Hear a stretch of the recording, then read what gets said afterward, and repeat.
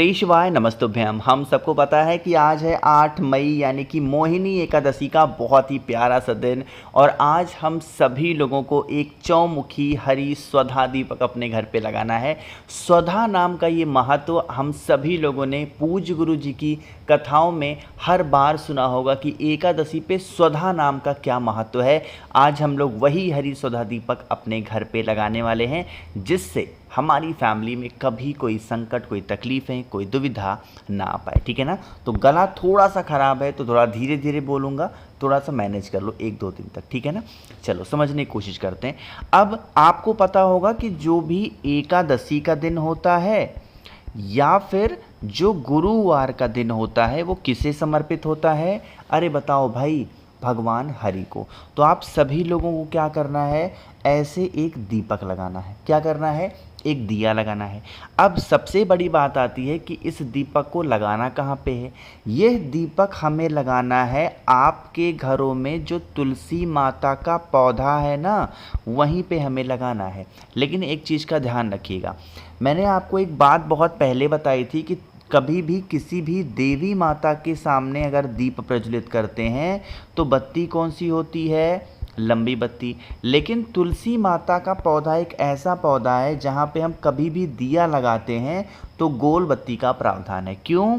क्योंकि माँ तुलसी तभी खुश होती हैं जब हम भगवान हरि के नाम का दिया उनके वृक्ष के नीचे लगाते हैं। इसीलिए कभी भी माँ तुलसी के नाम का दिया नहीं बल्कि भगवान हरि के नाम का दिया तुलसी पेड़ की जड़ में लगाया जाता है। चीज़ें क्लियर हैं? चलो अब समझ लो, यहाँ पे क्या दिखाई दे रहा है? दिया। आपको क्या करना है? ऐसे दिया लेना और आज के इस दीपक को हमें कौन सा लगाना है? घी का दिया। ध्यान रखिएगा, अगर घी आपके पास में नहीं मिलती है गौ माता का तो आप तिल के तेल का भी इस्तेमाल कर सकते हो, बट पहले कोशिश करना घी आपको मिल जाए। दीपक कौन सी जलाओगे? अभी भी मैंने बताया था कौन सा लगेगा? गोल बत्ती। इस दीपक को उठाएंगे, लेके पहुंच जाएंगे कहाँ पे? तुलसी माता के पेड़ के पास में। ये जो एक बात मैं अभी आपको बताने जा रहा हूँ ना, ये मैंने आपको कम से कम 1000 बार बता रखी है और आप लोग अभी भी वही गलतियाँ कर रहे हो।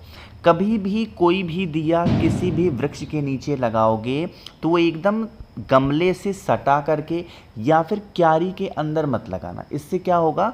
जो भी पेड़ के नीचे आप लगाओगे दिया ना, उनके पौधों को नुकसान पहुंचेगा। और अगर तुलसी माता के पेड़ के नीचे दिया लगा रहे हो और उनके पौधे को नुकसान पहुंचेगा, पत्तियों को, तो इससे क्या लगेगा? आपको दोष लगेगा। फिर आपके द्वारा किए गए सारे उपाय क्या हो जाएंगे? व्यर्थ हो जाएंगे। इसीलिए जब भी तुलसी माता के पास में दिया लगाओ, थोड़ी सी दूरी पे दीपक को लगाया करो। और दीपक को लगाने के साथ में हमें कौन सी बत्ती लगानी है? गोल बत्ती। आज है गुरुवार का दिन, साथ ही साथ एकादशी का दिन, तो आप सभी लोगों को क्या करना है? एक चुटकी हल्दी दीपक के नीचे रखना है। क्या करना है? एक चुटकी हल्दी दीपक के नीचे डालना और फिर आप सभी लोगों को इस दीपक को प्रज्वलित करना है। आपको यह दीपक जब जलाओगे, मैंने एक मंत्र आपको समझा रखा है। वो मंत्र कौन सा है? ओम नमो भगवते वासुदेवाय। फिर से बोल रहा हूँ, ओम नमो भगवते वासुदेवाय। इस मंत्र का स्मरण करके दीपक को जलाना और आपके पास में थोड़ा सा हल्दी और होना चाहिए। अब जब हल्दी दीपक के अंदर अपने परिवार का नाम और गोत्र बोल के डालोगे तो आप लोगों को एक शब्द का इस्तेमाल करना है। वो शब्द कौन सा होगा? स्वधा। लेकिन ये जो शब्द इस्तेमाल कर रहे हो स्वधा, ये एक ही बार आपको नहीं बोलना है बल्कि कितनी बार बोलोगे भाई? स्वधा स्वधा स्वधा। ये 3 बार आपको बोल करके और एक चुटकी हल्दी दीपक के अंदर अगर आप डालते हैं तो इससे माँ तुलसी की कृपा, भगवान हरि की कृपा आप सभी के घरों में हमेशा बना रहता है। और ये आप सभी लोग इस उपाय को गांठ बांध लो। ज़्यादा से ज़्यादा लोगों तक इस वीडियो को शेयर भी ज़रूर करेंगे। ठीक है ना। चलो आगे बढ़ते हैं। अब इस वीडियो के हम लोग अपने दूसरे उपाय की तरफ, जो कि हम सभी को आज एकादशी के अवसर पे करना है। आज के टाइम पे कोई ऐसा घर नहीं बचा होगा जिस घर के अंदर रोग बीमारी ना हो। किसी के घर में छोटी बीमारी है तो किसी घर में बहुत बड़ी बड़ी बीमारियां हैं। आपको क्या करना है, ऐसे नॉर्मल सा आप मक्खन लेना, और मक्खन आप कोई सा भी ले सकते हो, और सभी के घरों में मक्खन होता ही होता है, अवेलेबल होता है ना मक्खन, आपके घर में भी होगा। तो थोड़ा सा मक्खन, बहुत ज़्यादा नहीं, थोड़ा सा मक्खन लेना। मक्खन लेने के साथ ही साथ हमें एक बहुत ही प्यारी सी सुंदर सी बेलपत्र भी लेनी है, ठीक। ध्यान रखिएगा, बेलपत्र जो लोगे वो कहीं से कटी फिटी ना हो, और अगर बेलपत्र नहीं मिलती है तो महादेव के शिवलिंग के ऊपर जो पहले से चढ़ी हो उसका भी इस्तेमाल कर सकते हो। तांबे का लोटा लेना, उसके अंदर जल भरना, और जल के अंदर आज रोग बीमारी का तो उपाय हम कर रहे हैं, साथ ही साथ एकादशी और गुरुवार का भी उपाय कर रहे हैं, तो गंगा जल कलश के अंदर ज़रूर डालेंगे।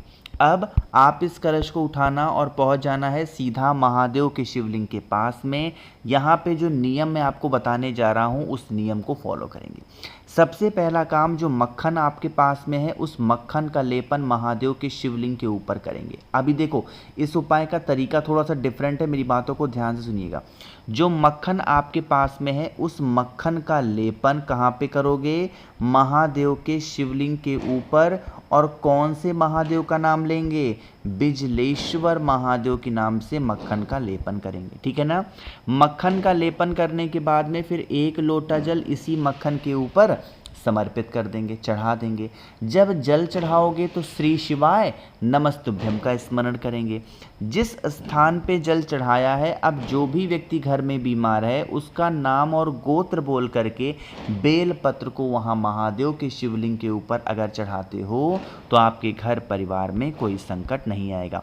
नियम फिर से सुन लो, जब मक्खन का लेपन करेंगे तो बिजलेश्वर महादेव का स्मरण करेंगे, जब जल चढ़ाएंगे तो श्री शिवाय नमस्तुभ्यम का ध्यान करेंगे, और जब बेलपत्र समर्पित करेंगे तो आप सभी लोगों को उस व्यक्ति का नाम और गोत्र बोल के चढ़ाना है जो व्यक्ति घर में आपके बीमार रहता है, ठीक है ना।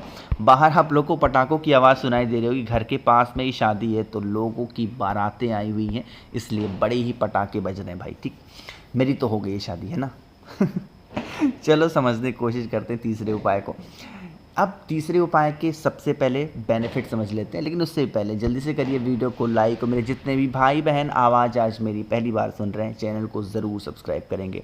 और ये जो मैं वीडियो रिकॉर्ड कर रहा हूँ बहुत ज़्यादा लेट हो गई है, और पता नहीं किसकी शादी है, कितनी लेट में बारात आ रही है। बताओ क्या करेंगे बेचारे लड़की वाले, क्या तुम खाना खाओगे, इतनी देर कोई बारात लेके जाता है क्या, बताओ 2 बज रहे रात में। ठीक है चलो, हमसे क्या ही मतलब है। स्क्रीन पे आप सभी को मूंग दिखाई दे रहा है ना, बहुत ज़्यादा नहीं लेना, थोड़ा सा मूंग के दाने को लेना है, और मूंग के दाने के साथ ही साथ आप सभी लोगों को बेल पत्र भी लेनी है। जब मैं वीडियो बनाता हूँ रात को 2 बजे तो मेरी वाइफ परेशान रहती है, पता है आपको, क्योंकि मैं यहीं बैठ के वीडियो बनाता हूँ, कहीं जाता नहीं हूँ, तो इसलिए। तो आपको मूंग के दाने लेने, साथ ही साथ बेलपत्र देनी है। इस उपाय को हम करने वाले हैं अपने घर परिवार के कष्टों को दूर करने के लिए, जिससे आपकी फैमिली में कभी भी कोई प्रकार की कोई तकलीफ़ें ना आए, है ना। मूंग के दाने की गिनती नहीं करनी है, लेकिन तरीका थोड़ा सा डिफरेंट करना है, ठीक है ना। सबसे पहला काम करना है आज के इस उपाय के लिए कि आपको पहले ही 1 लोटा जल चढ़ा देना, ठीक है ना। सबसे पहले जल चढ़ा दो। जो बेलपत्र मैंने आपको दिखाई है उस बेलपत्र को माता अशोक सुंदरी को समर्पित करो, और समर्पित करने के बाद में जो आपके पास में मूंग के दाने हैं उनको महादेव के शिवलिंग के ऊपर समर्पित कर देना, ठीक है ना।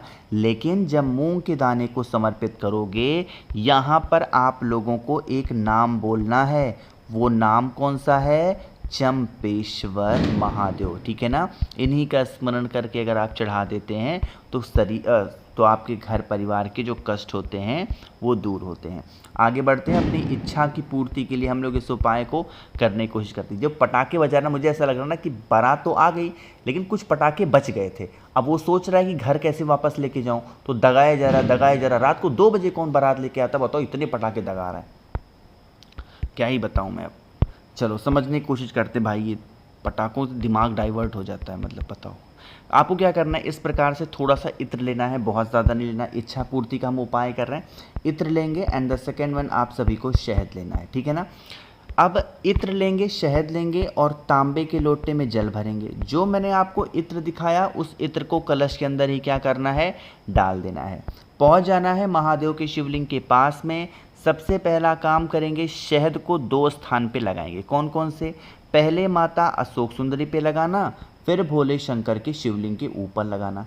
चाहे यहाँ पे लगा रहे हो या यहाँ पे लगा रहे हो, आपको अपनी मनोकामना कहनी है। और फिर वही इत्र वाला जल, आधा जल माता अशोक सुंदरी को और आधा जल भोले शंकर के शिवलिंग के ऊपर कौन सा रूप महादेव का ध्यान करोगे? अरे बताओ भाई, कुंदकेश्वर महादेव के नाम से समर्पित करना। आपके घर परिवार की जिन भी लोगों की इच्छा नहीं पूरी होती है, विशेष पूरी होंगी। बाकी मैंने कोशिश की आप सभी को सारी चीज़ों का अच्छा बताने की। वीडियो पसंद आई हो तो लाइक करिएगा, कुछ पूछना है नीचे कमेंट सेक्शन में पूछें। और मेरे जितने भी भाई बहन आवाज़ आज मेरी पहली बार सुन रहे हैं, चैनल को ज़रूर सब्सक्राइब करेंगे। और अगर आपको मुझसे बातें करनी है तो आप मुझे इंस्टाग्राम पर फॉलो कर सकते हैं, द नेचुरल प्लैनेट 108 सर्च करके। श्री शिवाय, नमस्तुभ्यम।